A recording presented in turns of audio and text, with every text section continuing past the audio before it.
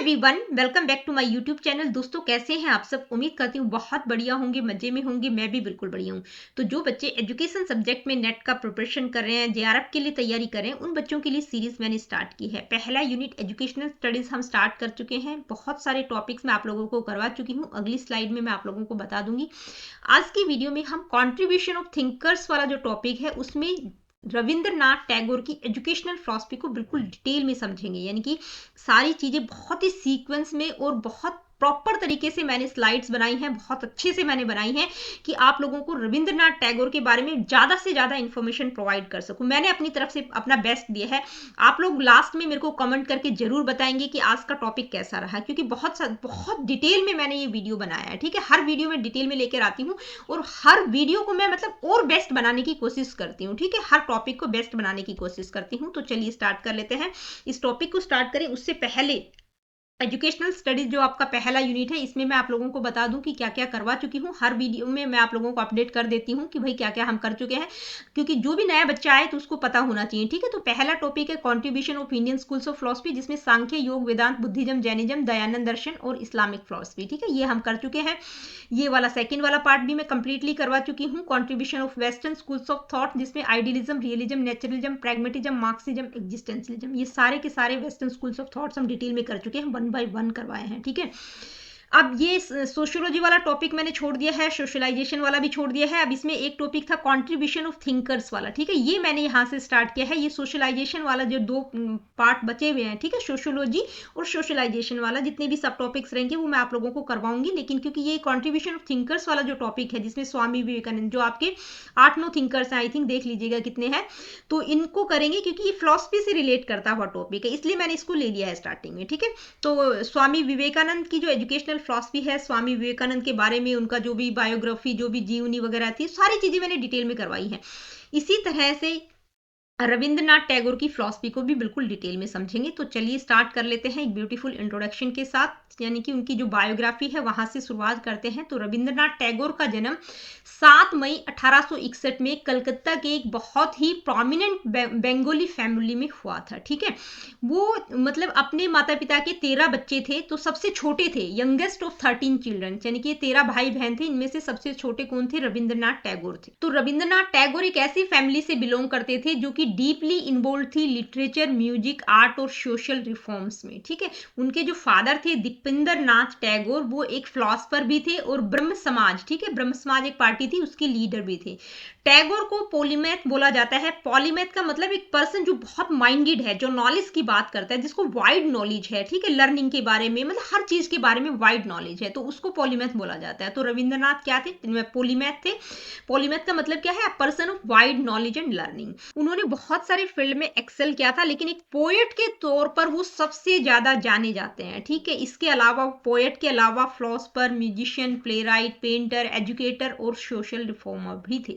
His creative genius made him one of the greatest thinkers and artist of modern India. यानी कि जितने वो creative genius के नाम से उनको जानते हैं, बहुत ज्यादा क्रिएटिव थे, जिसके कारण उनको एक बहुत अच्छा आर्टिस्ट और ग्रेटेस्ट थिंकर के रूप में जाना जाता है मॉडर्न इंडिया में। ठीक है, ही वॉज द फर्स्ट, अब वो पहले एशियन थे जिनको नोबेल प्राइज मिला था 1913 में लिटरेचर में। ठीक है, यानी कि उनकी जो फेमस बुक थी गीतांजलि, गीतांजलि का इंग्लिश वर्जन, उसमें नोबेल प्राइज मिला था। ठीक है, बंगला में भी है, लेकिन इंग्लिश वर्जन जो था उसके लिए उनको नोबेल प्राइज मिला था। कौन सी बुक थी? गीतांजलि। इसके बाद अगर हम बात करें रविंद्रनाथ टैगोर की, तो देखिए उन्होंने 2 देशों का नेशनल एंथम भी लिखा है। ये बहुत इंपॉर्टेंट बात है एग्जाम के पॉइंट ऑफ व्यू से। एक तो भारत का जनगण मन अधिनायक और एक बांग्लादेश का, ठीक है, नेशनल एंथम क्या है? अमर सोनार बांग्ला, ये भी उन्होंने लिखा है।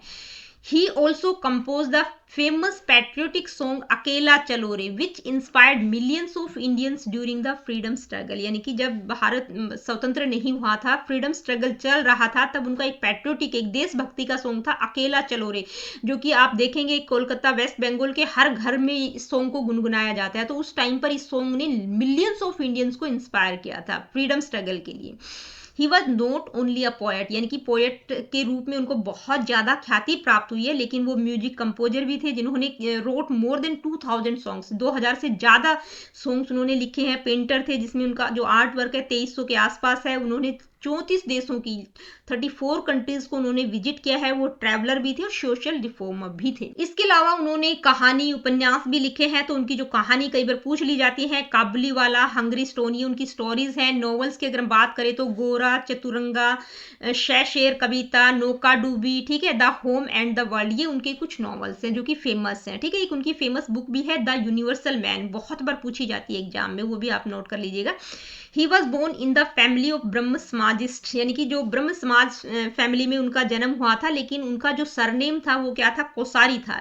लेकिन बाद में उनको ठाकुर के नाम से जाना जाता था। ठाकुर के नाम से इसलिए जाना जाता था क्योंकि बहुत ही प्रोमिनेंट रिच फैमिली थी उस टाइम पर, वो बहुत रिच फैमिली थी, तो इस कारण से उनको ठाकुर के नाम से जाना जाता था। लेकिन जो ब्रिटिश लोग थे उनके जो नाम वो ठाकुर की बजाय टैगोर प्रोनाउंस करते थे। ठीक है, तो बाद में उनका यही नाम फेमस हो गया, टैगोर के नाम से वो जाने जाने लगे। He studied law in London, यानी कि लॉ की स्टडी उन्होंने लंदन में की थी, लेकिन बीच में वो छोड़कर आ गए थे। ही गेव द टाइटल देश नायक, अब उन्होंने जो है सुभाष चंद्र बोस को देश नायक का टाइटल दिया था 1939 में। ठीक है, जब स्वतंत्र भारत हुआ नहीं था, फ्रीडम नहीं मिली थी इंडिया को, तो उस टाइम पर उन्होंने, क्योंकि वो फ्रीडम फाइटर के तौर पर काम कर रहे थे सुभाष चंद्र बोस, तो उनको उन्होंने देश नायक का टाइटल दिया था। ये बहुत सारी चीजें हैं जो कि आप लोगों को एग्जाम के पॉइंट ऑफ व्यू से मैं बता रही हूँ, किसी भी टीचिंग एग्जाम में ये सारी चीजें पूछी जा सकती हैं। He was awarded knighthood by King George V in 1915 for his services to literature, यानी कि उनकी जो सर्विसेज थी, जो उन्होंने साहित्य में सेवाएं प्रदान की थी, उसके लिए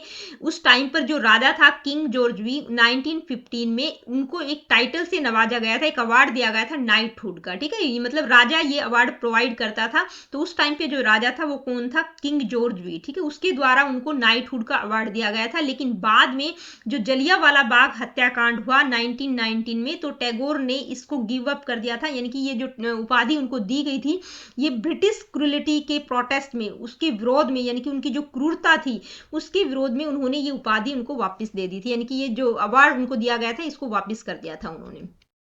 ये 2 स्लाइड जो अभी तक मैंने आप लोगों को करवाई है उनका पूरा का पूरा हिंदी ट्रांसलेशन है, यहाँ पर हिंदी वाले बच्चों के लिए है, क्योंकि कुछ चीजें अगर समझ नहीं आई हो तो यहाँ से भी देख सकते हैं। ठीक है, आप स्क्रीनशॉट ले लीजिएगा। आगे बढ़ जाते हैं। टैगोर की अगर हम एजुकेशनल फिलॉसफी की बात करें, ठीक है, तो उसका जो प्रैक्टिकल एक्सप्रेस्ड, मतलब उनके जो एजुकेशनल थॉट थे वो आपको शांति निकेतन, श्री निकेतन और शिक्षा सत्र, जो उनके एजुकेशनल एक्सपेरिमेंट उनके द्वारा किए गए थे, जो कि आगे हम अभी बात करेंगे शांति निकेतन, श्री निकेतन और शिक्षा सत्र के बारे में, तो उसमें आपको उनका प्रैक्टिकल एक्सप्रेशन दिखाई देगा कि प्रैक्टिकली उन सारी चीजों को, जो भी उनके दिमाग में एजुकेशनल फिलॉसफी थी, जो भी थॉट थे एजुकेशन के बारे में, उनका प्रैक्टिकल इंप्लीकेशन आपको शांति निकेतन, श्री निकेतन और शिक्षा सत्र में दिखाई देगा। विच reflects his belief in learning through nature, यानी कि जिसमें वो नेचर, फ्रीडम, क्रिएटिविटी, ह्यूमनिज्म की बात करते हैं, सारी चीजें आपको वहां पर दिखाई देंगे। आगे हम इन सारे को डिस्कस भी करेंगे। He believed that humanism, spirituality and harmony with nature form the foundation of true education and life, यानी कि वो क्या बिलीव करते थे कि भाई ह्यूमनिज्म, स्पिरिचुअलिटी और हार्मोनी विद नेचर, नेचर के साथ सामंजस्य, ये मतलब फाउंडेशन है ट्रू एजुकेशन और लाइफ के लिए, ये बहुत जरूरी है। तो उनकी जो राइटिंग्स थी वो भी लिरिकल ब्यूटी, फिलोसफिकल डेप्थ सिर्फ भरी हुई थी, जिसमें वो किसको, लव, नेचर और स्पिरिचुअलिटी को एक्सप्लोर करते हुए दिखाई देंगे। उनकी 2 बहुत इंपॉर्टेंट कोटेशंस हैं, मतलब 2 तो नहीं कहूंगी, आगे मैंने और भी बहुत सारे इंक्लूड किया, लेकिन ये ज्यादातर एग्जाम में पूछ ली जाती हैं। उनका क्या मानना था कि God the great giver can open the whole universe to our gaze in the narrow space of a single land, यानी कि जो गॉड है वो ग्रेट गिवर है, मतलब महान दाता है, वो एक छोटी सी लैंड में, मतलब छोटी सी जगह में भी मतलब पूरे यूनिवर्स को समेट सकता है, पूरी यूनिवर्स की नॉलेज दे सकता है। ठीक है, वो ये कहना चाह रहे थे। दूसरी थॉट क्या है, A teacher can never truly teach unless he is still learning himself. A lamp can never light another lamp unless it continues to burn its own flame. ये बहुत बार पूछी जाती है कि भाई एक जो ट्रू टीचर है वो सच्चा, मतलब वास्तविक शिक्षक वही है जो सीखता है हमेशा, मतलब उसकी जो लर्निंग है वो चलती रहनी चाहिए, ये नहीं कि भाई रुक जाए, क्योंकि एक सच्चा शिक्षक वास्तव में वही है जो हमेशा सीखता रहता है, क्योंकि एक लैंप दूसरे लैंप को जब तक नहीं जला सकता जब तक वो खुद ना जल जलता हो। ठीक है, ये कोटेशन है, समझ ही गए होंगे, बहुत ही सिंपल सी बात है कि भाई आप जल रहे हो, आप खुद जल रहे हो तभी दूसरे को जला सकते हो, जब आपको खुद नॉलेज है तभी आप दूसरे को दे सकते हो। तो ट्रू टीचर वही है जो मतलब हमेशा सीखता रहे, अपनी नॉलेज को हमेशा इंप्रूवमेंट मतलब उसमें दिखाई देना चाहिए, कुछ ना कुछ उसको सीखते रहना चाहिए। अब यही स्लाइड हिंदी वाले बच्चों के लिए भी है, क्योंकि कुछ बच्चों के कमेंट्स आते हैं, हालांकि मैं हिंदी में ही एक्सप्लेन करती हूँ लेकिन फिर भी डिमांड रहती है कि मैडम हिंदी में भी लिखा हुआ होना चाहिए। ठीक है, तो ये हिंदी वाले बच्चों के लिए है। अब टैगोर की जो एजुकेशनल एक्सपेरिमेंट थे, यानी कि शिक्षा के क्षेत्र में उनकी जो एजुकेशनल फिलॉसफी थी, उसका प्रैक्टिकल एक्सप्रेशन आपको शांति निकेतन, विश्व भारती, श्री निकेतन और शिक्षा सत्र में दिखाई देगा। तो इन सारों को हम वन बाय वन समझेंगे। सबसे पहले शांति निकेतन की बात करते हैं। शांति निकेतन का मतलब क्या है? द अबोर्ड ऑफ पीस, यानी कि शांति का निवास। तो देखिए ये जो जगह है शांति निकेतन, ये नाम बाद में पड़ा है। तो इस प्लेस का नाम सबसे पहले यानी कि भुवन डांगा, हमने बताया ना कि मतलब ये ठाकुर थे, बहुत ही प्रोमिनेंट रिच फैमिली थी, इनके पास बहुत सारी जमीन वगैरह भी थी।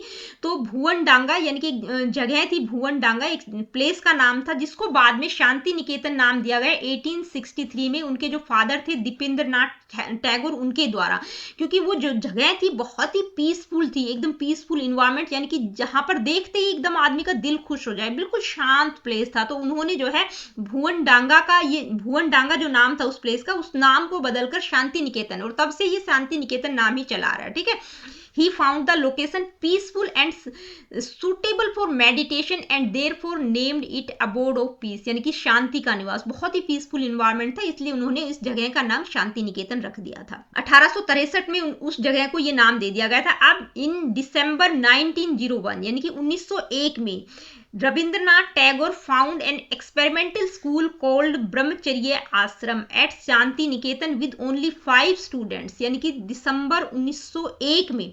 ठीक है, 1863 में उस जगह का नाम शांति निकेतन रख दिया गया था। तो जो रविंद्रनाथ टैगोर थे वो उस जगह पर जाकर एक स्कूल खोलते हैं। ठीक है, उस स्कूल का नाम क्या था? ब्रह्मचर्य आश्रम। शांति निकेतन जगह का नाम है, स्कूल का नाम क्या है? ब्रह्मचर्य आश्रम नाम से एक स्कूल खोलते हैं, सिर्फ 5 बच्चों के साथ। आप इमेजिन कर सकते हो, सिर्फ 5 बच्चों के साथ वो वहां पर एक स्कूल खोलते हैं जिसका नाम उन्होंने क्या रखा? ब्रह्मचर्य आश्रम। आश्रम इन द सेंस मतलब कि वो जंगलों में था। ठीक है, बिल्कुल पीसफुल इन्वायरमेंट में था, तो आश्रम, ब्रह्मचर्य आश्रम नाम रखा गया था। 5 स्टूडेंट्स के साथ वो शुरुआत करते हैं। Here Tagore's educational philosophy found practical expression, यानी कि जो उनके एजुकेशनल थॉट थे उसकी झलक आपको यहाँ पर दिखाई देगी कि वो मतलब उनका प्रैक्टिकल एक्सप्रेशन यहाँ पर शांति निकेतन में दिखाई देगा। ठीक है, अब टैगोर कैसा मतलब क्या चाह रहे थे? वो चाह रहे थे कि भाई एजुकेशन एक ऐसा प्रोसेस होना चाहिए जहां पर बच्चे को आनंद आए, जो चीजें सीखे वो मतलब अच्छे से उस चीज में उसको मजा आना चाहिए, फ्रीडम हो, क्रिएटिविटी हो। ठीक है, क्योंकि उनके जो स्कूल के एक्सपीरियंस थे, having disliked his on school experience, क्योंकि उनके स्कूल एक्सपीरियंस बहुत ही खराब थे, तो वो अपने एक्सपीरियंसेस को मतलब उनकी जो मेमोरीज थी उसको वो मतलब उसमें वो स्कूल को एक हॉस्पिटल और जेल की तरह मानते हैं, यानी कि he aim to make learning unnatural. तो उनका मानना था कि भाई स्कूल ऐसे नहीं होने चाहिए, मतलब हॉस्पिटल और जेल की तरह नहीं होना चाहिए, बंधन बच्चों के ऊपर नहीं होना चाहिए। तो वो अपने एक्सपीरियंसेस उनके खुद के बहुत खराब थे, तो वो ऐसा स्कूल चाहते थे कि जो बिल्कुल नेचुरल, हैप्पी और क्रिएटिव प्रोसेस हो, जहां पर लर्निंग जो है नेचुरल तरीके से दी जाए, बच्चों को मजा आए, और एक क्रिएटिव प्रोसेस होना चाहिए जहां पर बच्चों की क्रिएटिविटी उभर कर आए। ठीक है, his objective was integrative education, यानी कि वो कैसे इंटीग्रेटिव एजुकेशन की बात करना चाह रहे थे, मतलब इस तरह की एजुकेशन देना चाह रहे थे कि बच्चे का न केवल इंटेलेक्चुअल, उसके इमोशंस, एक्शंस, मतलब सारी चीजों का ब्लेंड। ठीक है, इंटीग्रेटिव एजुकेशन की वो बात कर रहे थे, होलिस्टिक डेवलपमेंट की वो बात कर रहे थे, और उसी तरह की वो चाह रहे थे कि मतलब जो स्कूल उन्होंने खोला था उसी तरह की एजुकेशन वो वहां पर प्रोवाइड करना चाह रहे थे, और वो प्रोवाइड भी करते हैं। जैसे कि आज की डेट में हम NEP 2020 की बात करें, एजुकेशन ऐसी होनी चाहिए, ठीक है, इस तरह का वातावरण होना चाहिए, ये सब होना चाहिए, चाइल्ड सेंटर्ड होनी चाहिए। तो ये सारी चीजें उन्होंने उस टाइम पर 1901 में इम्प्लीमेंटेशन उन्होंने कर दिया था, मतलब वो कर रहे थे उस टाइम पर। तो आप सोच सकते हो कि मतलब कितने ब्रॉड माइंडेड वो होंगे। Initially, people called his school an outcome of poetic fancy और daring experiment, यानी कि जब उन्होंने स्कूल खोला 5 बच्चों के साथ, तो लोगों ने कहा कि ये कवि की सनक है या एक डेयरिंग एक्सपेरिमेंट, ये एक साहसी, क्या कह सकते हैं हम, एक साहसी प्रयोग है भाई, बहुत डेयरिंग एक्सपेरिमेंट है कि 5 बच्चों के साथ उन्होंने स्कूल खोलने का एक साहस किया है। तो एक, या कह सकते हैं कवि की सनक है ये, ठीक है। टैगोर का विजन क्या था, मतलब अब जो उन्होंने, जैसे वो थे बिल्कुल सेल्फलेस, तो ऐसे ही लोगों को वो अट्रैक्ट करना चाह रहे थे। तो इसी तरह के, जैसे कहते हैं ना, एक जब आदमी किसी अच्छे काम को करता है तो उस जैसे और भी बहुत सारे लोग उससे आके जुड़ जाते हैं। तो उसी तरह के सेल्फलेस टीचर, उनकी तरह ही सेल्फलेस टीचर्स मतलब अट्रैक्ट हुए और उनके साथ काम करना उन्होंने शुरू किया। And the school began to function on democratic principles, यानी कि जो स्कूल स्टार्ट किया गया था वो बिल्कुल वो कैसा चाह रहे थे, डेमोक्रेटिक प्रिंसिपल्स पर आधारित होना चाहिए, यानी कि जो भी डिसीजंस लिए जाए वो कलेक्टिवली लिए जाने चाहिए स्टाफ मेंबर्स के द्वारा भी, ठीक है। यानी कि न केवल सिर्फ मैनेजमेंट वगैरह का रोल ज्यादा होना चाहिए, प्रिंसिपल्स वगैरह का, मतलब सभी का कलेक्टिव डिसीजन लिया जाना चाहिए, जो भी स्कूल के बारे में जो डिसीजंस लिए जाए, ठीक है।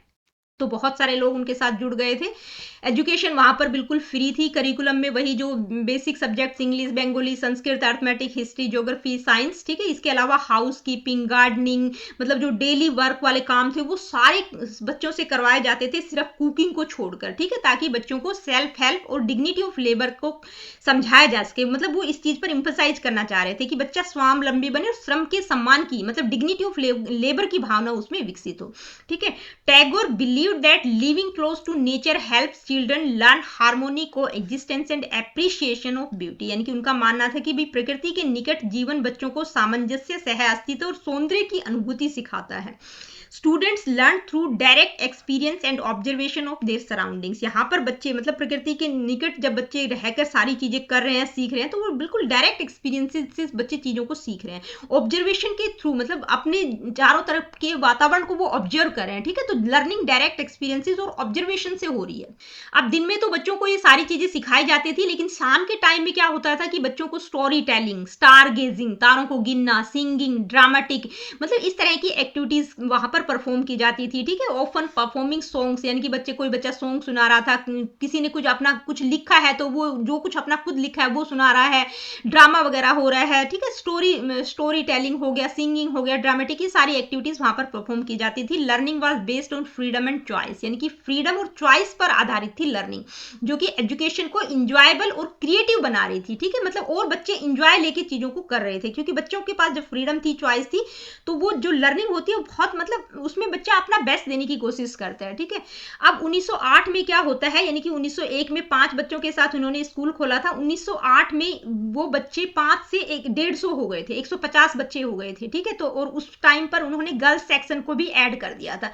भाई वो स्कूल बढ़ रहा है तो बिल्डिंग की भी जरूरत पड़ेगी, ठीक है। तो फिजिकल हेल्थ, गेम, गार्डनिंग वर कंपलसरी, कॉर्पोरल पनिशमेंट वहां पर बैन था, डिसिप्लिन जो है लव और रिस्पेक्ट के आधार पर मेंटेन किया जाता था। तो वहां पर उनको बिल्डिंग वगैरह की भी जरूरत थी, तो वो सारी चीजें भी मेंटेन की जा रही थी, उसको भी बढ़ाया जा रहा था। लेटर इन 1919, यानी कि 1919 में हायर कोर्सेज वर इंट्रोड्यूस्ड। अब क्या हुआ कि बहुत सारे, मतलब वो स्कूल बड़ा होता जा रहा था, बहुत सारे बच्चे आ रहे थे, तो वहां पर उन्होंने क्या किया कि जो हायर कोर्सेज थी उनको भी 1919 में उन्होंने इंट्रोड्यूस किया, जिसमें बुद्धिस्ट लिटरेचर, वैदिक and classical Sanskrit, Pali, Prakrit, Tibet, Chinese, Jain, Zoroastrian and Islamic studies, ये मतलब ये हायर कोर्सेज थी, उनको भी इंट्रोड्यूस किया। द कला भवन, यानी कि उनका जो छोटा सा स्कूल था जिसका नाम था ब्रह्मचर्य आश्रम, जिसको कला भवन के नाम से भी जानते हैं, school of art and music, वो अब एक विश्व भारती यूनिवर्सिटी का रूप ले चुका था। यानी कि शांति निकेतन में उन्होंने जो स्कूल खोला था, पहले तो उसका नाम ब्रह्मचर्य आश्रम था, लेकिन बाद में शांति निकेतन ही पड़ गया था। लेकिन अब वो शांति निकेतन स्कूल बहुत बड़ा बन चुका था और एक यूनिवर्सिटी का रूप ले चुका था, जिसको उन्होंने विश्व भारती यूनिवर्सिटी का नाम दिया। अब ये विश्व भारती विश्वविद्यालय क्या है, इसको थोड़ा सा समझ लेते हैं। यानी कि विश्व भारती, ये जो आइडिया था इसका, विश्व भारती का मतलब क्या है, the communion of the world with India, यानी कि विश्व और भारत का समन्वय, ठीक है। विश्व भारत यानी कि पूरा विश्व भारत में ही समा गया हो, इस तरह से इमर्ज। कहां से उनके दिमाग में इमर्ज हुआ था, जब पहला वर्ल्ड वॉर, जब पहला विश्व युद्ध हुआ था, जब उन्होंने ट्रेवल किया था, तो उस टाइम पर उनके दिमाग में ये थॉट आया था, इमर्ज हुआ था। और रविंद्रनाथ टैगोर का इन्विजन क्या था, एक ग्लोबल यूनिवर्सिटी बनाना, जहां पर ईस्ट, न केवल ईस्ट बल्कि वेस्ट का भी कल्चर का समन्वय हो, ठीक है। जहां पर ईस्ट और वेस्ट का कल्चर मीट करता हुआ नजर आए, ठीक है, उनका समन्वय हो, यानी कि दूसरे देशों से भी अच्छी अच्छी चीजें आपको लेनी है, म्यूचुअल हार्मोनी और अंडरस्टैंडिंग पर बेस्ड हो, ठीक है। विश्व भारती वाज एस्टेब्लिश्ड इन 1921, यानी कि ये यूनिवर्सिटी थी 1919 में, तो उन्होंने हायर कोर्सेज इंट्रोड्यूस किए थे, लेकिन 1921 में इसको मतलब यूनिवर्सिटी का दर्जा दे दिया गया था। जो शांति निकेतन स्कूल था इसको यूनिवर्सिटी बना दिया गया था 1921 में, ठीक है। और इसका मोटो क्या था?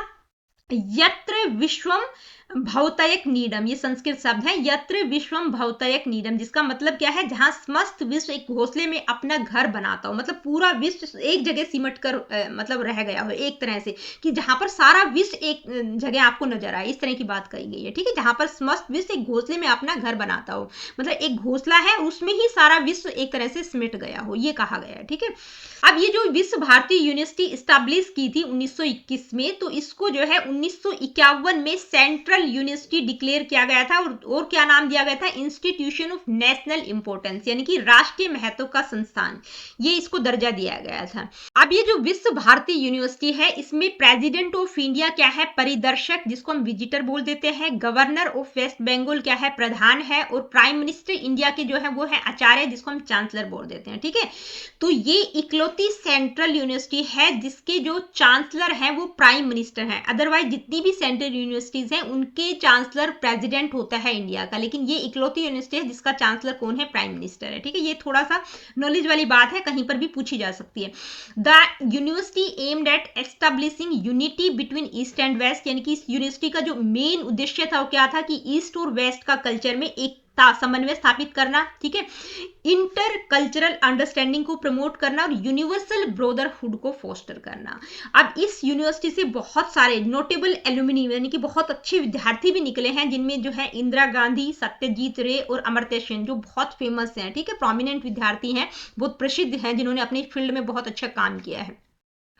विश्व भारती इंफसाइजेस होलिस्टिक लर्निंग, यानी कि इसमें इस यूनिवर्सिटी में होलिस्टिक लर्निंग पर इंफसाइज किया जाता है। Creativity, art, music, literature, rural development, ठीक है, जो कि नेचर एंड ह्यूमैनिटी को प्रमोट करती है। हार्मोनी, सामंजस्य की बात की गई, वो इंटरनेशनलिज्म की बात करते हैं, ठीक है। जैसे गांधी जी की अगर हम बात करें तो नेशनलिज्म की बात करते हैं, लेकिन ये ईस्ट और वेस्ट का कल्चर, वहां पर यूनिटी होनी चाहिए, ठीक है। मतलब ये नहीं है कि सिर्फ अपने देश से अच्छी अच्छी दूसरे देशों से भी, क्योंकि इन्होंने बहुत सारे देशों को विजिट किया था, तो वहां से भी चाह रहे थे कि जो अच्छी चीजें हैं वहां से अडॉप्ट कर लेनी चाहिए, ठीक है। तो ईस्ट और वेस्ट के कल्चर को वो प्रमोट करना चाह रहे थे। Cultural understanding, inter cultural understanding और यूनिवर्सल ब्रदरहुड की उन्होंने बात की। एक तरह से इंटरनेशनलिज्म की वो बात करते हैं, ठीक है। स्पेशल फीचर्स एंड डिपार्टमेंट्स की अगर हम बात करें तो ये तो हमने देख ही लिया कि arts, music, literature, rural reconstruction पर इंफसाइज किया गया है। अगर कुछ मतलब डिपार्टमेंट्स की अगर हम बात करें, ठीक है, इस विश्व भारती यूनिवर्सिटी के अंदर जो है कौन कौन से डिपार्टमेंट हैं? तो विद्या भवन, जो कि रिसर्च और हायर स्टडीज से रिलेटेड है। शिक्षा भवन, यानी कि जो जर्नल कॉलेजिएट एजुकेशन, जो जर्नल एजुकेशन वाली बात है वो है, मतलब शिक्षा भवन है, ठीक है, सभी के लिए है। कला भवन जो है फाइन आर्ट से रिलेटेड है। संगीत भवन म्यूजिक और आर्ट को से रिलेटेड है। चीना भवन जो है चाइनीज स्टडीज के लिए है। हिंदी भवन हिंदी लैंग्वेज और लिटरेचर से रिलेटेड है। विनय भवन जो है बेसिक एजुकेशन और टीचिंग ट्रेनिंग से रिलेटेड है। और रविंद्र भवन जो है एक म्यूजियम है, जो कि रिसर्च म्यूजियम और रिसर्च सेंटर है, जो कि रविंद्रनाथ टैगोर को डेडिकेटेड है, ठीक है। ये कुछ मतलब वहां पर जो अलग अलग डिपार्टमेंट्स हैं उनकी बात की गई है। तो टैगोर का विजन क्या था? कि वर्ल्ड पीस की वो बात करते हैं, इंटरनेशनलिज्म की बात करते हैं, ठीक है। वो क्या चाह रहे थे? Establish understanding among nations and promote peace through the exchange of ideas and cultures, यानी कि आइडियाज और कल्चर्स को एक्सचेंज करके पीस को प्रमोट करना है। भाई आपके दूसरे देशों के, अपने देश के जो भी आइडियाज हैं, जो भी कल्चर है, उनको अगर इंटरचेंज करेंगे तो उससे और ज्यादा बेहतर चीजें बनेंगी, ठीक है। तो वो यही चाह रहे थे कि promote peace through the exchange of ideas and culture, यानी कि इंटरनेशनलिज्म की वो बात करते हैं। इसके बाद बात करेंगे श्री निकेतन, ठीक है। शांति निकेतन के बारे में तो आप सभी जानते होंगे, विश्व भारती यूनिवर्सिटी, लेकिन श्री निकेतन और शिक्षा सत्र के बारे में आई होप कि बहुत कम आप लोग जानते होंगे, तो इसके बारे में भी बात करेंगे। श्री निकेतन, श्री निकेतन क्या है? Institute of rural reconstruction. एक तरह से मतलब आप शांति निकेतन का ही दूसरा कैंपस इसको समझ सकते हैं। Sriniketan was established as a part of Tagore's larger educational vision to connect learning with real life, यानी कि जो कुछ हम सीख रहे हैं थ्योरेटिकली, तो वो रियल लाइफ के साथ कनेक्ट होनी चाहिए। जो लर्निंग है वो रियल लाइफ के साथ कनेक्ट वो करना चाह रहे थे, क्योंकि उनका मानना था कि एजुकेशन सिर्फ चार दीवारी तक सीमित नहीं होनी चाहिए, सिर्फ शहरों तक सीमित नहीं होनी चाहिए, लेकिन गांव के लोगों को भी एजुकेशन दी जानी चाहिए, क्योंकि जो इंडिया है उसकी मेजोरिटी मैक्सिमम लोग जो है गांव में निवास करते हैं, ठीक है। तो वो रियल लाइफ के साथ उसको कनेक्ट करना चाह रहे थे। अब ये कब स्थापित किया गया था? The institute of rural reconstruction was founded in 1922, 1922 में सुरूल, सुरूल, ठीक है, सुरूल एक जगह है जो कि शांति निकेतन से 3 किलोमीटर की दूरी पर है, ठीक है, वहां पर इसको इस्टेब्लिश किया गया था। It was formally inaugurated on February 6, 1922 with Leonard Elmhirst, ठीक है, Leonard Elmhirst as its first director. तो इसको इनोग्रेट किया गया था 6 फरवरी 1922 में, जो कि पहले डायरेक्टर थे लियोनार्ड एल्महर्स्ट के द्वारा, ठीक है। दिस कैंपस एक तरह से शांति निकेतन का ही दूसरा कैंपस आप इसको समझ सकते हैं, ठीक है। This campus later came to be known as Sriniketan, यानी कि एक दूसरे कैंपस के रूप में स्टैब्लिश किया गया था। बाद में इसका नाम जो है श्री निकेतन पड़ गया था। श्री निकेतन का मतलब क्या है? Abode of prosperity. यहाँ पर श्री का मतलब क्या है? प्रॉस्पेरिटी, समृद्धि की बात की गई, यानी कि समृद्धि का निवास, ठीक है। अब इसके ऑब्जेक्टिव्स क्या थे? क्यों, मतलब इसका उद्देश्य क्या था? श्री निकेतन को स्थापित करने का क्या उद्देश्य था? तो वो क्या चाह रहे थे कि भाई ज्यादातर लोग गांव में निवास करते हैं, तो जो रूरल पीपल्स हैं उनकी हेल्प वो करना चाह रहे थे, ठीक है। To study the economic and social needs of rural people, यानी कि ग्रामीण लोगों की जो भी आर्थिक और सामाजिक आवश्यकताएं हैं उनको वो अध्ययन करना चाह रहे थे। वहां पर साइंटिफिक, यानी कि गांव में साइंटिफिक नॉलेज को एक्सटेंड करना चाह रहे थे, स्पेसिफिकली किस एरियाज में, यानी कि हेल्थ में, एजुकेशन में, एग्रीकल्चर में, एनिमल हस्बेंड्री, हैंडीक्राफ्ट वगैरह में, ठीक है, साइंटिफिक नॉलेज को बढ़ाना चाह रहे थे। To promote self reliance and self development among villagers, यानी कि जो ग्रामीण लोग थे उनमें आत्मनिर्भरता और आत्म विकास की भावना वो विकसित करना चाह रहे थे कि वो खुद भी कुछ बन सकते हैं, कुछ कर सकते हैं, ठीक है। To bring prosperity to villages through education and cooperation, यानी कि शिक्षा और सहयोग के माध्यम से गांव में समृद्धि लाने की कोशिश कर रहे थे। To integrate intellectual work with manual labour and community services, यानी कि जो बौद्धिक, जो इंटेलेक्चुअल वर्क है, ठीक है, जो आप सीख रहे हैं, वो उसको किसके साथ कनेक्ट करना चाह रहे थे? कार्यों को श्रम और सामुदायिक सेवा से, कम्युनिटी सर्विसेज के साथ वो जोड़ना चाह रहे थे। तो ये मेन ऑब्जेक्टिव्स थे, मतलब गांव में वो डेवलपमेंट करना चाह रहे थे, ठीक है। जो रूरल एरियाज हैं, जो गांव में लोग रहते हैं, उनके ऊपर उनका मेन फोकस आ रहा था कि उनका भी डेवलपमेंट होना चाहिए, शिक्षा उन तक भी पहुंचनी चाहिए, ठीक है। डिपार्टमेंट्स की अगर हम बात करें, डिपार्टमेंट्स और एक्टिविटीज की, तो श्री निकेतन में जो है एग्रीकल्चर, जिसमें एनिमल हस्बेंड्री भी इंक्लूड है, इंडस्ट्रीज, विलेज वेलफेयर और एजुकेशन, ये 4 मेजर डिपार्टमेंट थे। These departments work together under the name, यानी कि चारों मिलकर एक इंस्टीट्यूट के तहत काम करते थे, इंस्टीट्यूट ऑफ रूरल रिकंस्ट्रक्शन, जिसको पाली संगठन विभाग के नाम से भी जाना जाता है, ठीक है। इन सभी विभागों को मिलाकर क्या नाम दिया गया? इंस्टीट्यूट ऑफ रूरल रिकंस्ट्रक्शन, यानी कि गांव में वो अच्छा चाह रहे थे, गांव के लोगों को, मतलब चाह रहे थे कि जो गांव में लोग रहते हैं उनका डेवलपमेंट हो, उन तक एजुकेशन पहुंचे, ठीक है। लर्निंग को रियल लाइफ के साथ वो कनेक्ट करने की कोशिश कर रहे थे।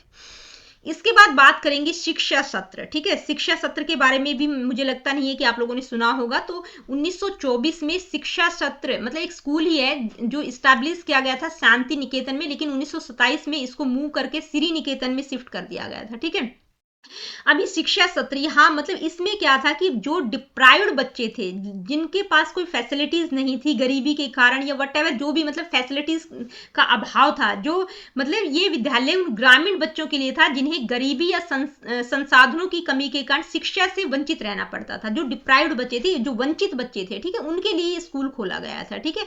तो इसमें क्या किया जाता था? The school combined academic learning with practical training, यानी कि एकेडमिक के साथ साथ वहां पर प्रैक्टिकल ट्रेनिंग भी दी जाती थी, क्राफ्ट की, फार्मिंग की, कम्युनिटी सर्विसेज की, ठीक है। तो इस तरह की ट्रेनिंग भी वहां पर प्रोवाइड की जाती थी। तो ये बेसिक सी चीजें आप इसके बारे में भी ध्यान में रखेंगे। तो ये जो है टैगोर के एजुकेशनल एक्सपेरिमेंट थे, यानी कि शांति निकेतन, श्री निकेतन और शिक्षा सत्र, ठीक है। शांति निकेतन ही बाद में विश्व भारती यूनिवर्सिटी में कन्वर्ट हो जाता है। शांति निकेतन जगह का भी नाम है और उस जगह के नाम पर ही उस स्कूल का नाम भी पड़ गया था, ठीक है। और वही स्कूल बाद में विश्व भारती यूनिवर्सिटी में कन्वर्ट हो जाता है। इसके अलावा जो श्री निकेतन है वो रूरल रिकंस्ट्रक्शन से रिलेटेड है, और शिक्षा सत्र जो डिप्राइव्ड बच्चे थे उनके लिए इसको खोला गया था। अब हम बात करेंगे टैगोर की एजुकेशनल फिलॉसफी के बारे में। जब हमने शांति निकेतन, श्री निकेतन, शिक्षा सत्र को जब हमने पढ़ा है, समझा है, तो आई होप कि आप लोगों को जितना भी हमने रविंद्रनाथ टैगोर के बारे में अभी तक पढ़ा है, वहां से आप लोगों को क्लियर हो गया होगा कि वो किस तरह के व्यक्ति थे, ठीक है।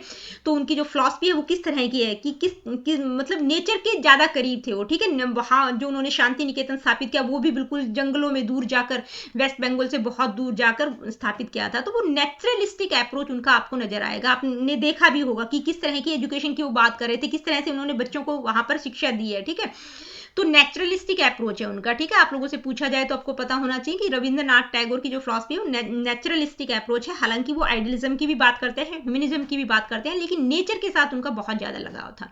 अब इसमें जो उनकी एजुकेशनल फिलॉसफी है, इसमें हम concept of education, AIIMS, curriculum, teaching, teacher, student, ठीक है, इन डिसिप्लिन, इन सारी चीजों के बारे में पढ़ेंगे। तो कॉन्सेप्ट ऑफ एजुकेशन, तो ये हालांकि अभी तक आप लोगों को समझ आ ही गया होगा कि किस तरह की एजुकेशन की वो बात कर रहे थे। तो टैगोर क्या चाह रहे थे कि नेचुरलिज्म और ह्यूमनिज्म से इन्फ्लुएंस होनी चाहिए एजुकेशन। ठीक है, he believed that education should be in complete harmony with nature, child's interest and life। यानी कि जो एजुकेशन है वो प्रकृति, बालक की रुचि और जीवन के साथ सामंजस्यपूर्ण, यानी कि लाइफ के साथ उसका सामंजस्य होना चाहिए कि भाई जो आप पढ़ा रहे हैं वो मतलब प्रैक्टिकली वो इम्प्लीमेंट हो सके, कि भाई रियल लाइफ में उसका यूज हो, इस तरह की एजुकेशन होनी चाहिए। ठीक है, तो वो क्या कहते हैं, the highest education is that which does not merely give us information but makes our life in harmony with all existence. यानी कि एजुकेशन ऐसी होनी चाहिए कि भाई सिर्फ केवल जानकारी प्रोवाइड नहीं करे। ठीक है, यानी कि सर्वोच्च शिक्षा वह है जो हमें केवल जानकारी नहीं देती बल्कि हमारे जीवन को समस्त अस्तित्व के साथ सामंजस्य में लाती है। ठीक है, यानी कि लाइफ के साथ हार्मोनी होनी चाहिए, हार्मोनी विद नेचर। ठीक है, हार्मोनी मतलब बच्चे के इंटरेस्ट के अकॉर्डिंग होनी चाहिए, नेचर के अकॉर्डिंग होनी चाहिए, एंड लाइफ के साथ उसका सामंजस्य बैठाया जा सके, भाई रियल लाइफ में वो चीजें काम आए, इस तरह की एजुकेशन वो होनी चाहिए। तो इसके लिए वो क्या कहते हैं, आइडियल एजुकेशन की बात करते हैं। ठीक है, ये आइडियल एजुकेशन का कॉन्सेप्ट रविंद्रनाथ टैगोर के द्वारा दिया गया है। आइडियल एजुकेशन का मतलब आइडियलिज्म की बात नहीं हो रही है। ठीक है, आइडियल एजुकेशन में वो क्या चाहते हैं कि भाई एजुकेशन ऐसी होनी चाहिए जो नेचुरल, क्रिएटिव और फ्री इन्वायरमेंट में दी जाए, रादर देन अ फॉर्मल और रिजिड वन। ठीक है, यानी कि औपचारिकताओं से दूर स्वतंत्र, रचनात्मक और स्वतंत्र वातावरण में प्रोवाइड की जानी चाहिए, प्राकृतिक, रचनात्मक और स्वतंत्र वातावरण में दी जानी चाहिए। इसके लिए वो क्या कहते हैं कि भाई जो आइडियल एजुकेशन है वो आइडियल टीचर्स ही इंपार्ट कर सकते हैं, क्योंकि जो बच्चे होते हैं वो टीचर क्या पढ़ा रहा है, ठीक है, वो क्या इंपार्ट कर रहा है, क्या इंफॉर्मेशन दे रहा है, उसकी बजाय उसके एटीट्यूड, बिहेवियर से ज्यादा सीखते हैं। ठीक है, तो एक आइडियल टीचर ही आइडियल एजुकेशन प्रोवाइड कर सकता है, यानी कि ये सारी चीजें एक टीचर के व्यवहार में होनी चाहिए, दिखाई देनी चाहिए। ठीक है, इसके लिए वो क्या कहते हैं, a lamp can never light another lamp unless it continues to burn its own flame. ये कोटेशन बहुत जगह आपको दिखने को मिल जाएगी, यानी कि एक दीपक तब तक दूसरे दीपक को नहीं जला सकता जब तक वह स्वयं न जल रहा हो। तो टीचर के लिए वो यही कहते हैं कि टीचर को हमेशा सीखते रहना चाहिए। ठीक है, Tagore emphasise the teacher's attitude more than mere bookish knowledge, यानी कि बुकिश नॉलेज वो क्या प्रोवाइड कर रहे हैं उसकी बजाय जो बच्चे हैं वो टीचर के एटीट्यूड से ज्यादा सीखते हैं। तो टीचर का एटीट्यूड, यानी कि जो टीचर है वो भी आइडियल होना चाहिए, तभी वो आइडियल एजुकेशन इंपार्ट कर सकता है।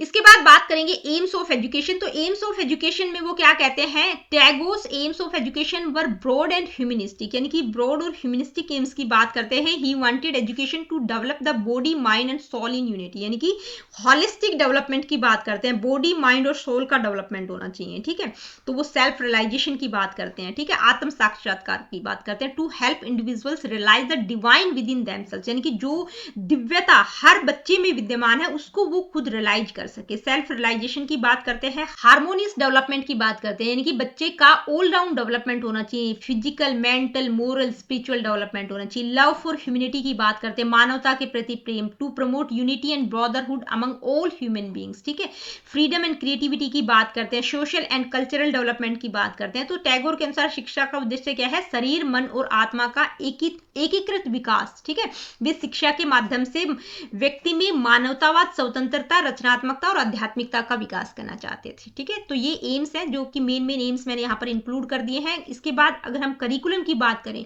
तो टैगोर क्या चाहते थे, करिकुलम जो है चाइल्ड सेंटर्ड, एक्टिविटी बेस्ड और नेचर ओरिएंटेड होना चाहिए। He included all those subject that helped in developing creativity and moral sense, यानी कि करिकुलम में वो सारे सब्जेक्ट को इंक्लूड करना चाहते थे जो बच्चों में क्रिएटिविटी और मोरल सेंस को डेवलप करे। तो इसमें जो करिकुलम था उसकी मेन फीचर्स में क्या क्या है कि वो किस तरह का चाह रहे थे, आर्ट, म्यूजिक एंड लिटरेचर की बात करते हैं for aesthetic and emotional growth के लिए। ठीक है, नेचर स्टडी एंड गार्डनिंग, यानी कि बच्चा ऑब्जर्वेशन और एक्सपीरियंस के थ्रू वहां से चीजें सीखेगा जब वो नेचर के करीब रहेगा। ठीक है, हैंडीक्राफ्ट एंड मैनुअल वर्क की भी वो बात करते हैं। To develop dignity of labour. ठीक है, साइंस एंड सोशल स्टडीज, यानी कि for intellectual and social understanding के लिए वो साइंस और सोशल स्टडीज की बात करते हैं। मोरल एंड स्पिरिचुअल एजुकेशन की भी बात करते हैं फॉर कैरेक्टर बिल्डिंग। ठीक है, तो इस तरह के वो सारे मतलब वो सारी चीजें चाह रहे थे करिकुलम में, जिसके द्वारा बच्चों में क्रिएटिविटी और मोरल सेंस को डेवलप किया जाए। इसके अलावा टीचिंग मेथड्स की अगर हम बात करें तो देखेंगे आप उनकी जो भी हमने अभी तक पढ़ा है उससे आप लोगों को समझ आ गया होगा कि भाई बच्चा नेचर के करीब रहे, observation, direct experiences, learning activity based, ठीक है, learning by doing, education through natural surroundings, teaching while walking, मतलब वॉकिंग करते टाइम मतलब घूम के भी बच्चा बहुत सारी चीज़ों को एक्सप्लोर करता है, नोन टू अननोन की बात करते हैं, ठीक है, near to far, simple to complex, learning कैसी होनी चाहिए, जॉयफुल, क्रिएटिव और फ्री होनी चाहिए from fear, free from fear मतलब भय मुक्त होनी चाहिए। तो learning by doing, activity based, dynamic method, ठीक है, education through natural surroundings, teaching while walking, from known to unknown, near to far, simple to complex, इस तरह की टीचिंग मेथड्स की वो बात करते हैं। डिसिप्लिन में वो म्यूचुअल डिसिप्लिन यानी कि क्या किस तरह का सेल्फ डिसिप्लिन और म्यूचुअल रिस्पेक्ट पर आधारित होना चाहिए। Tagore believed in self discipline and mutual respect. वो क्या कहते हैं, an educational institution should not be a dead cage where living minds are fed with artificially prepared food, यानी कि जो शैक्षणिक संस्थान है वो कोई मृत पिंजरा नहीं होना चाहिए जहां जीवित मस्तिष्कों को कृत्रिम भोजन खिलाया जाता हो, ठीक है। तो वो यही चाहते थे कि भाई डिसिप्लिन ये नहीं होना चाहिए थोपा हुआ, इम्पोज किया हुआ डिसिप्लिन नहीं होना चाहिए कि जो कुछ थोप दिया उसी के अकॉर्डिंग आपको सारी चीजें करनी है। भाई जो डिसिप्लिन है वो सेल्फ डिसिप्लिन होना चाहिए, बच्चे में खुद से इमर्ज हो और म्यूचुअल रिस्पेक्ट पर आधारित हो, ठीक है। He allowed children to manage their own affairs and learn through experience, यानी कि जो भी उनकी चीजें हैं यानी कि अपने कार्यों को स्वयं संचालित करें और अनुभव से सीखने के अवसर वो देते थे, ठीक है। तो सेल्फ डिसिप्लिन की एक तरह से बात की गई है। इसके बाद रोल ऑफ टीचर, ठीक है। टीचर उन्होंने बोला ना कि आइडियल टीचर के लिए आइडियल एजुकेशन के लिए आइडियल टीचर की बात करते हैं, तो टीचर का रोल अहम मानते हैं। वो कहते हैं टीचर का जो रोल है वो एक फ्रेंड, गाइड और फिलोसफर की तरह होना चाहिए, ठीक है। A teacher can never truly teach unless he is still learning himself. ये टीचर के बारे में उन्होंने बोला है, ये लैंप वाली कोटेशन हम बहुत बार कर चुके हैं कि भाई एक टीचर को हमेशा सीखते रहना चाहिए, क्योंकि एक लैंप तभी दूसरे लैंप को जला सकता है जब वो खुद जल रहा हो, ठीक है। एक दीपक दूसरे दीपक को तभी जला सकता है जब वो खुद जल रहा हो, ठीक है। तो टीचर का एटीट्यूड यानी कि the teacher must inspire students through personal examples, यानी कि मैंने बताया ना कि भाई आइडियल एजुकेशन आइडियल टीचर ही इम्पार्ट कर सकता है। तो आइडियल टीचर में वो क्या कहते हैं कि भाई टीचर का एटीट्यूड, बिहेवियर मतलब वैसा ही होना चाहिए, क्योंकि बच्चे जो वो इम्पार्ट कर रहा है नॉलेज, उसके अलावा उसके एटीट्यूड और बिहेवियर से चीजें ज्यादा सीखते हैं, ठीक है। तो वो अपने पर्सनल एग्जांपल्स के थ्रू बच्चों को इंस्पायर करे, क्रिएटिविटी और कॉन्टिन्यूस लर्निंग के द्वारा बच्चों को इंस्पायर करे, इस तरह का टीचर होना चाहिए। इसके बाद बात करेंगे कि भाई जो उनकी एजुकेशनल फिलॉसफी थी, तो कौन कौन से फैक्टर्स हैं जिन्होंने उनकी एजुकेशनल फिलॉसफी को प्रभावित किया, यानी कि उनका जो शैक्षिक दर्शन था उसको कौन कौन से फैक्टर्स इन्फ्लुएंस करते हैं। तो एक तो उनका होम का इन्वायरमेंट था जो कि बहुत अच्छा था, स्पिरिचुअल, आर्टिस्टिक और लिबरल था, ठीक है।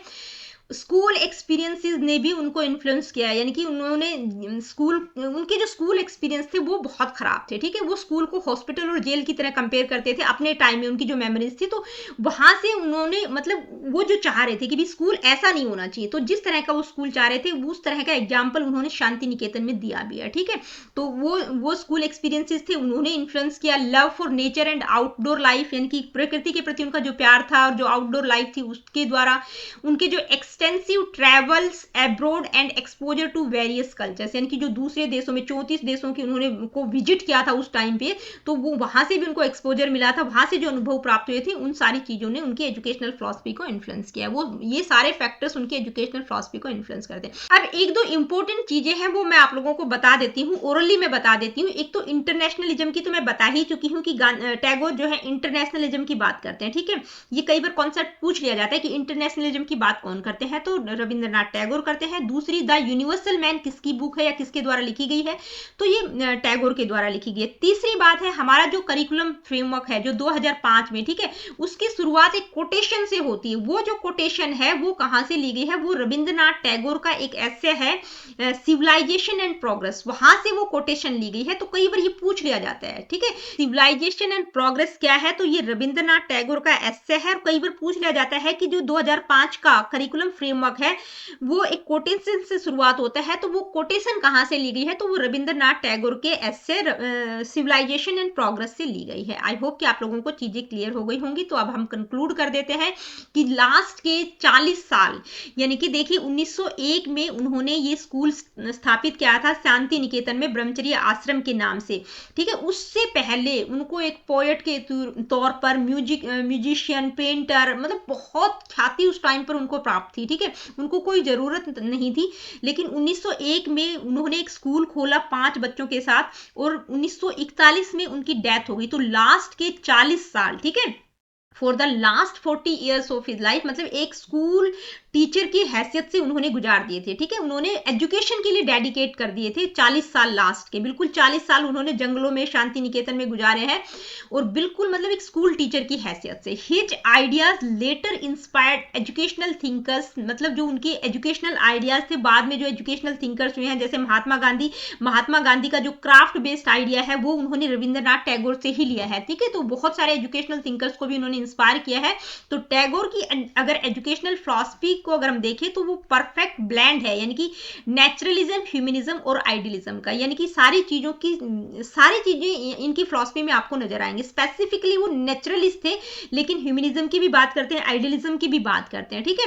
उनका एम क्या था, to develop a harmonious and creative human being, यानी कि एक हार्मोनियस और क्रिएटिव ह्यूमन बीइंग को डेवलप करना जो who lives in unity with nature, यानी कि जो नेचर, मैन और गॉड के साथ जिसकी यूनिटी हो, एकता हो, समन्वय हो, ठीक है, जो इस तरह के सामंजस्य में जीवे, मतलब एक सामंजस्य, हार्मोनियस और क्रिएटिव ह्यूमन बीइंग को डेवलप करना चाहते थे। तो ये रविंद्रनाथ टैगोर के बारे में मैंने सारी चीजें बहुत ही डिटेल में आप लोगों को समझाने की कोशिश की। अब कुछ इंपॉर्टेंट कोटेशंस हैं जो कि रविंद्रनाथ टैगोर से रिलेटेड है, इनके द्वारा ये वर्ड्स एज इट इज बोले गए थे, ठीक है। तो कुछ एक तो मैं बता ही चुकी हूँ, जैसे लैंप वाला हो गया, एक ट्रू टीचर वाला हो गया, एक ये हो गया the highest education is that which does not merely give us information but make our life in harmony with all existence. 4-5 तो हम पढ़ ही चुके हैं, लेकिन ये आप 9-10 कोटेशंस हैं जो बहुत इंपॉर्टेंट है, जो किसी न किसी टीचिंग एग्जाम में एज इट इज पूछ ली जाती हैं, ठीक है। जैसे freedom of mind is the real freedom, किसके द्वारा कहा गया है, तो ये सारी आप पढ़ लीजिएगा। मैंने इंग्लिश में भी इंक्लूड कर दिया और हिंदी में भी as it is slide include कर दी है, ठीक है। तो आई होप कि इन सबको पढ़ने की जरूरत नहीं है, आप लोग एक बार रीड आउट कर लीजिएगा ताकि आपको क्लैरिटी हो जाए। आप रविंद्रनाथ टैगोर से रिलेटेड कुछ इंपॉर्टेंट एमसीक्यूज हम डिस्कस करेंगे। ये वो क्वेश्चन हैं जो पहले पूछे जा चुके हैं किसी न किसी टीचिंग एग्जाम में, और स्पेसिफिकली नेट में ये पूछे जा चुके हैं। Let me see what is the first question, a teacher can't truly teach unless he is learning himself. तो ये कोटेशन तो मैं बार बार रिपीट कर चुकी हूँ। तो किसके द्वारा कहा गया है, ये रविंद्रनाथ टैगोर, यानी कि एक शिक्षक तब तक सही अर्थों में नहीं पढ़ा सकता जब तक वह स्वयं सीख नहीं रहा हो। तो ये किसके द्वारा कहा गया है, रविंद्रनाथ टैगोर के द्वारा। नेक्स्ट क्वेश्चन, यूनिवर्सल मैन जो मैंने अभी लास्ट वाली स्लाइड में ही बताई, किसके द्वारा लिखी गई है, ये भी रविंद्रनाथ टैगोर के द्वारा लिखी गई है। नेक्स्ट क्वेश्चन क्या है, premier educational organisation established by, यानी कि टैगोर द्वारा स्थापित प्रमुख शैक्षणिक संस्थान कौन सी है इनमें से, Tolstoy form, Shanti Niketan, मीरांबिका Ramakrishna school. तो देखिए कौन सा है, हमें पता ही है, शांति निकेतन की बात करते हैं। इसके अलावा जो 3 बच गए उनका भी आपको पता होना चाहिए। तो टॉल्स्टॉय फॉर्म गांधी जी से रिलेटेड है, मीरा अंबिका जो है अरविंद घोष से रिलेटेड है, और रामकृष्ण स्कूल जो है स्वामी विवेकानंद से रिलेटेड है। ये आपको पता होना चाहिए। मैच द फॉलोइंग, ठीक है, गांधी, टैगोर, अरविंदो, विवेकानंद, ये नेट में पूछा हुआ क्वेश्चन है, ठीक है। तो गांधी जी किसकी बात करते हैं, बेसिक एजुकेशन की। देखिए यहाँ पे मैंने ये गलत कर दिया, 1, 2, 3 और 4, ठीक है, आप करेक्ट कर लीजिएगा। तो गांधी जी बेसिक एजुकेशन की बात करते हैं। टैगोर किसकी बात करते हैं, integral education, man making education या नेचुरलिस्टिक। तो उनकी जो एजुकेशन है वो नेचुरलिस्टिक है। अरविंदो इंटीग्रल एजुकेशन की बात करते हैं, विवेकानंद मैन मेकिंग एजुकेशन की बात करते हैं। तो यहाँ पर आप देख लीजिएगा थोड़ा सा ऑप्शंस में गलत हो गया ये, ठीक है। तो ये आपका आंसर मैंने गलत लिख दिया है थोड़ा सा, मैंने आपको बता ही दिया है कि गांधी जी बेसिक एजुकेशन की बात करते हैं, टैगोर नेचुरलिस्टिक एजुकेशन की बात करते हैं, अरविंदो जो है इंटीग्रल एजुकेशन की, और विवेकानंद मैन मेकिंग एजुकेशन की बात करते हैं, ठीक है, आप करेक्ट कर लीजिएगा। नेक्स्ट क्वेश्चन है, sons of the morning is a poem written by, यानी कि सन्स ऑफ द मॉर्निंग ये जो कविता है किसके द्वारा लिखी गई है, तो ये टैगोर के द्वारा लिखी गई है, आपको पता होना चाहिए। नेक्स्ट क्वेश्चन है, Rabindranath Tagore was awarded the Nobel prize for his contribution contribution to, यानी कि रविंद्रनाथ टैगोर को नोबेल पुरस्कार किस योगदान के लिए मिला था? Literature for the English version of Gitanjali, literature for the Bangla version of Gitanjali, education started with Santiniketan, humanity through Seva Sadan. तो किसके लिए मिला था उनको? Literature for the English version of Gitanjali. ये मैं आप लोगों को बता भी चुकी हूँ। Next question, according to Tagore knowledge should be communicated to children in, यानी कि टैगोर के अनुसार बच्चों को ज्ञान किस प्रकार के वातावरण में दिया जाना चाहिए? An environment of nature, a social and friendly environment, an environment where free actions are permitted, all of the above. तो देखेंगे तो सारी ही ठीक है, ठीक है, मतलब नेचुरल इन्वायरमेंट भी होना चाहिए, फ्रेंडली होना चाहिए, ठीक है, जहां पर बच्चों को परमिशन हो स्वतंत्र क्रियाएं करने की, तो ये सारे ही ठीक है। Next question, which among the following is note the publication of Tagore, यानी कि निम्नलिखित में से कौन सा टैगोर का प्रकाशन नहीं है? ठीक है, शिक्षा का मिलन, ठीक है, शिक्षा मिलन, यंग इंडिया, धर्म शिक्षा और आवरण, ठीक है, तो इसमें से कौन सा नहीं है? यंग इंडिया नहीं है। और बाकी ये तीनों किससे रिलेटेड है? टैगोर से रिलेटेड। इनका नाम आप ध्यान में रख सकते हैं, शिक्षा मिलन, धर्म शिक्षा और आवरण, ये तीनों ही टैगोर के पब्लिकेशंस है। तो कुछ चीजें जो वहां पर छूट जाती हैं क्वेश्चंस के थ्रू आप लोगों को पता चल जाती है। Next question, the school of Shanti Niketan upholds in many respects the chief principle of pragmatism. To whom is this school associated? यानी कि शांति निकेतन विद्यालय कई दृष्टियों से प्रयोगवाद, यानी कि जो प्रयोजनवाद है, प्रैग्मेटिज्म के सिद्धांतों का समर्थन देता है। यह विद्यालय किससे संबंधित है? तो अभी हमने पढ़ाई है किससे रिलेटेड है, शांति निकेतन टैगोर से रिलेटेड है। ठीक है, तो दोस्तों आज की वीडियो में इतना ही। आज की वीडियो में हमने रविंद्रनाथ टैगोर की जो एजुकेशनल फिलॉसफी है उसको बिल्कुल डिटेल में मैंने समझाने की कोशिश की है, मतलब सारी चीजें, चाहे उनकी जीवनी से लेके बिल्कुल लास्ट तक उनका जो भी एजुकेशनल एक्सपेरिमेंट थे, और लास्ट में कुछ इंपॉर्टेंट एमसीक्यूज को भी हमने डिस्कस किया है। तो आई होप कि आप लोगों के लिए सेशन बहुत ज्यादा हेल्पफुल रहेगा। मैंने अपना बेस्ट देने की कोशिश की। अगर आप लोगों को सेशन अच्छा लगा हो या कहीं पर कुछ कमी लगी हो तो कमेंट करके मेरे को जरूर बताइएगा। अगर अच्छा लगा हो तो अप्रिशिएट कीजिएगा, अगर कहीं पर कुछ कमी रह गई हो तो वो आप मेरे को कमेंट करके अपडेट कर सकते हैं। देखिए वीडियो सेशंस आप लोगों के लिए हेल्पफुल है तो लाइक शेयर और चैनल को सब्सक्राइब आप कर सकते हैं। किसी प्रकार का क्वेश्चन क्वेरीज फीडबैक आपका है, do comment in the comment section. मिलती हूँ आप लोगों से अपनी अगली वीडियो में